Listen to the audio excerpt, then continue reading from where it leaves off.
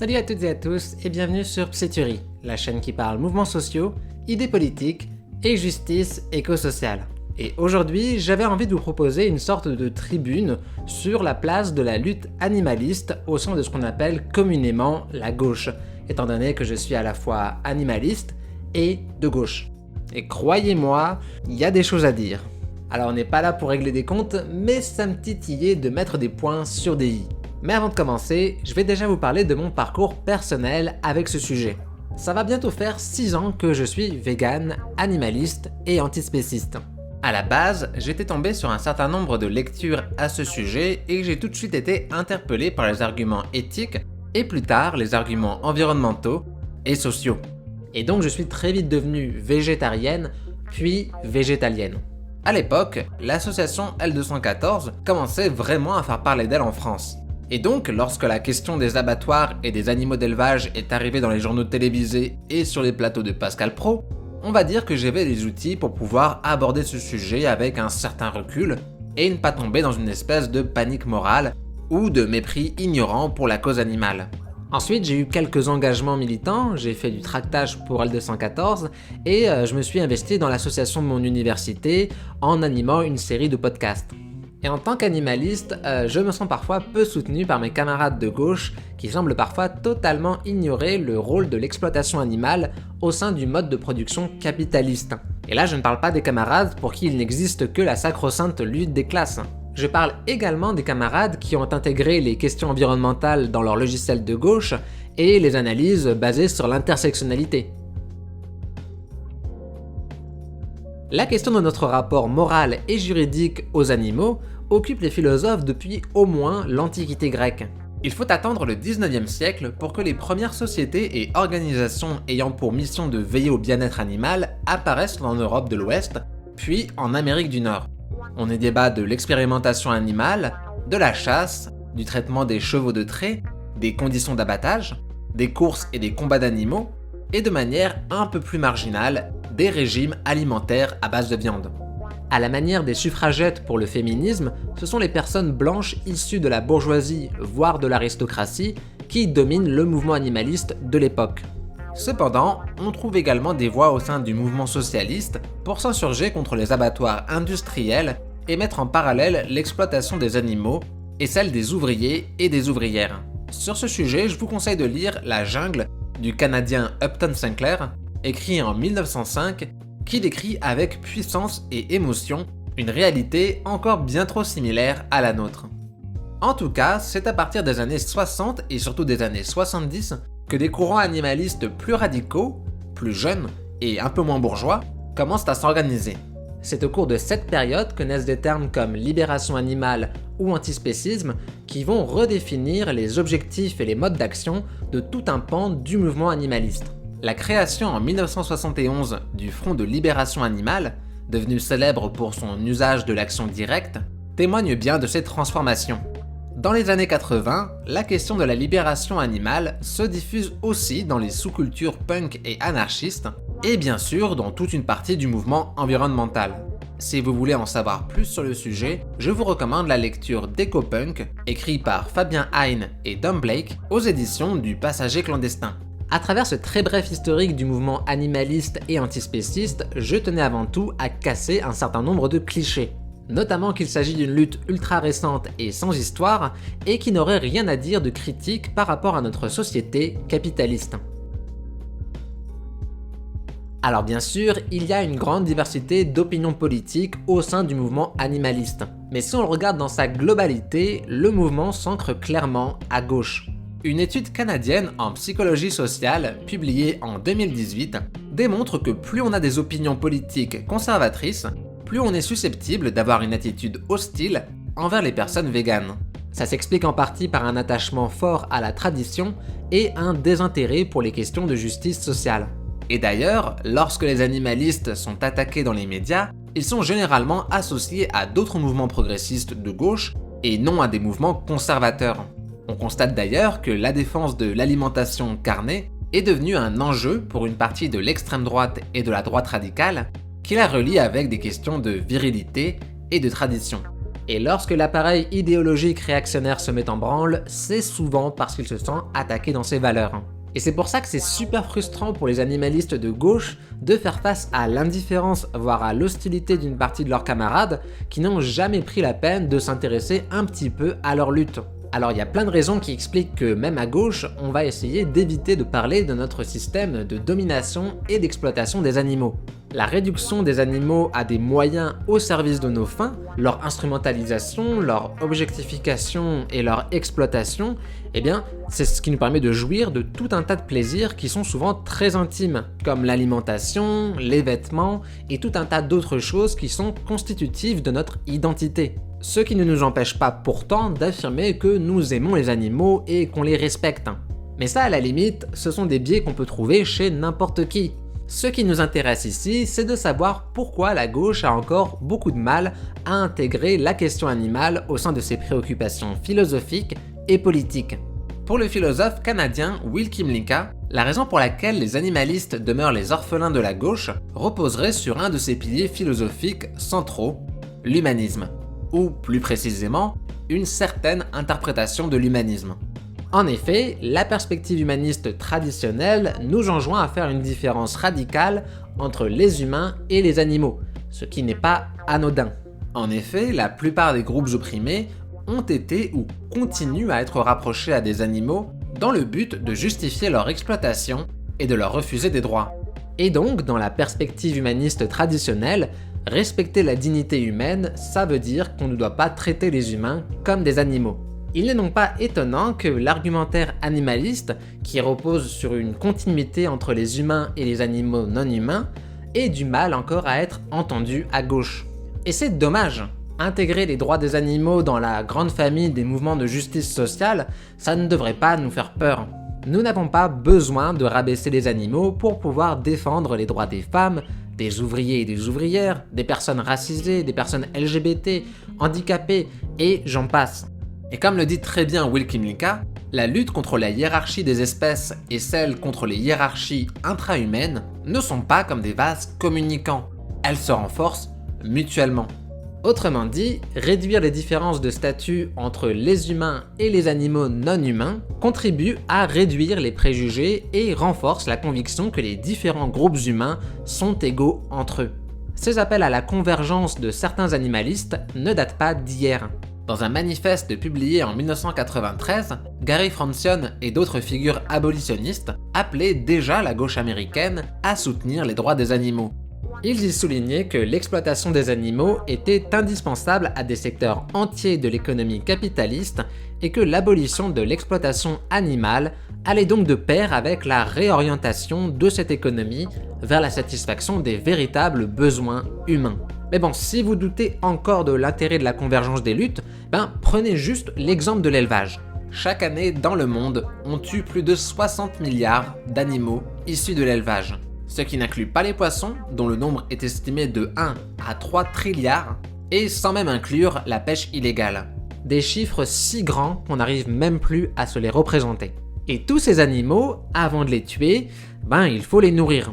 Ainsi, l'élevage représente 70% de l'utilisation totale des terres agricoles, occupe 30% de la surface de la planète, constitue l'une des principales causes de la déforestation, de l'expropriation des peuples autochtones et des paysans, de l'appauvrissement de la biodiversité, d'érosion des sols et de pollution des eaux, et représente au grand minimum 16% des émissions globales de gaz à effet de serre.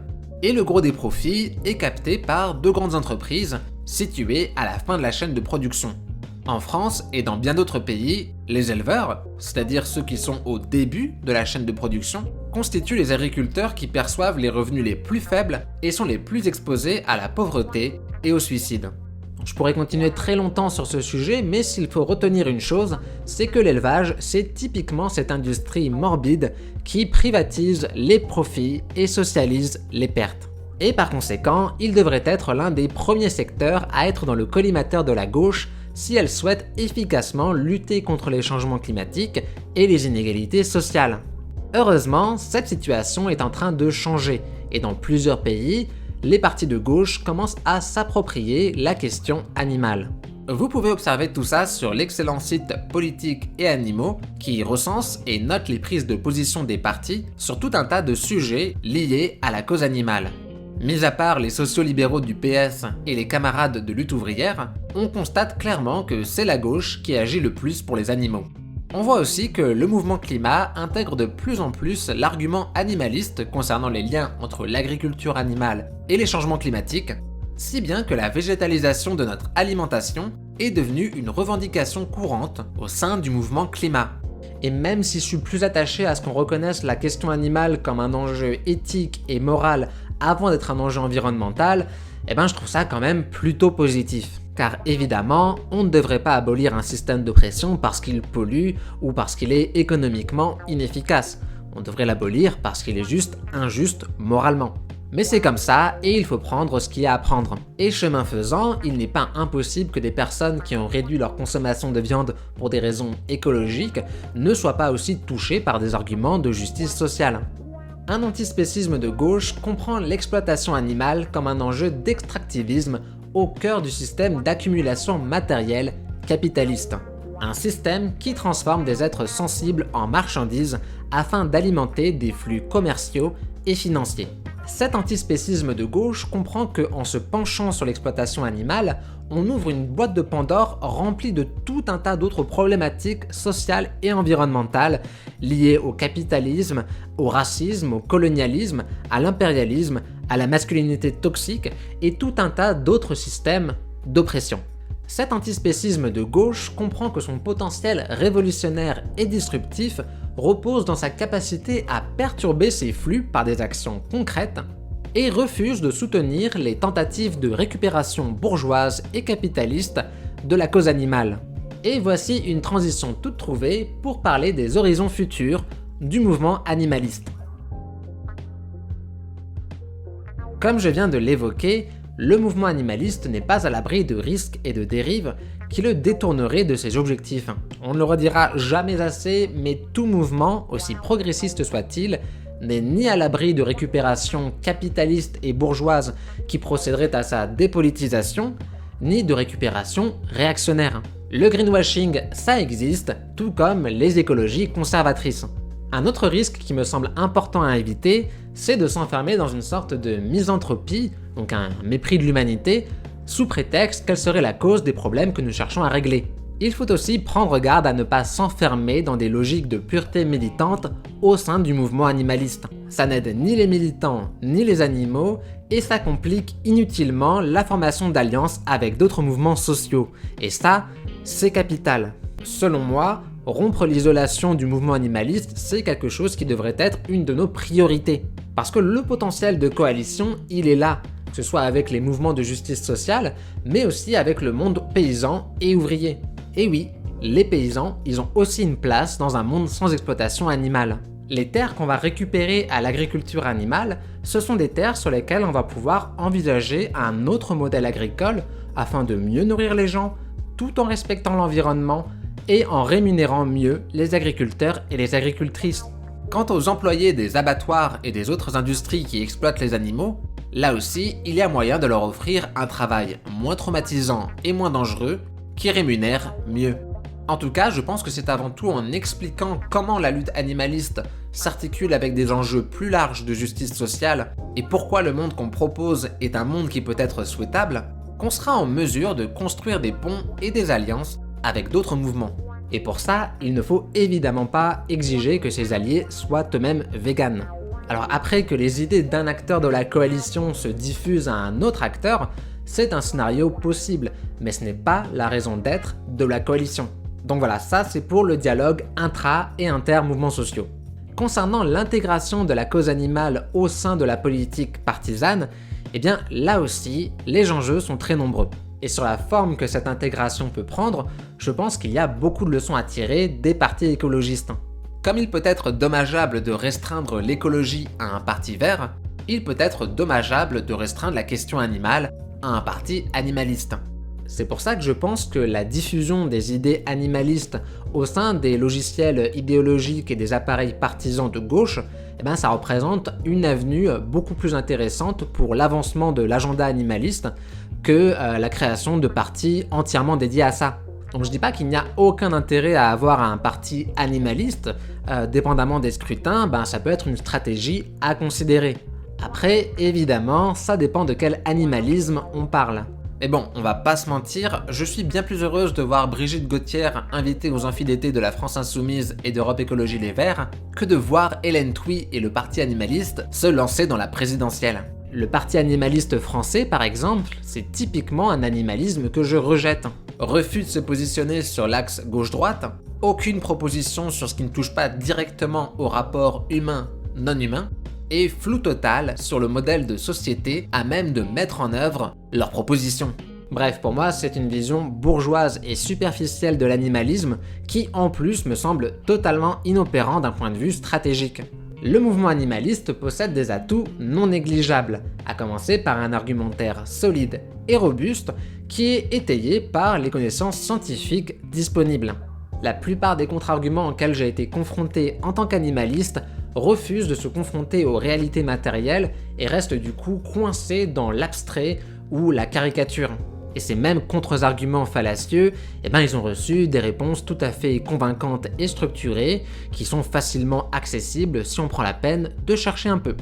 Un autre atout du mouvement, c'est que ces revendications sont relativement simples à identifier et à appliquer. On a parfaitement les moyens de mettre un terme rapide à l'exploitation animale, étant donné que les alternatives alimentaires, vestimentaires ou technologiques, elles existent. Et contrairement aux idées reçues, ces alternatives sont abordables ou pourraient devenir facilement abordables si elles étaient soutenues par des politiques d'investissement et de soutien économique adaptées. Parce qu'il faut le rappeler, sans les politiques fiscales et économiques qui sont mises en place pour soutenir le secteur laitier et celui de la viande, ce sont des industries qui seraient déjà mortes. En tout cas, je reste plutôt optimiste sur la suite des événements. Les militants et les militantes ont peut-être parfois un petit peu de mal à le voir, mais il y a eu des progrès et il y a eu des victoires. Et même si ça ne fait pas tout, il y aura très certainement un effet générationnel qui va plutôt aller vers moins d'exploitation animale. Et cette lutte contre l'exploitation, c'est une lutte qui va être menée à gauche. En raison de l'impossibilité pour les animaux de s'organiser collectivement afin de résister à leur oppression, ils sont traités comme des ressources naturelles et transformés en moyens de production. La société capitaliste ne peut pas envisager un autre destin pour eux.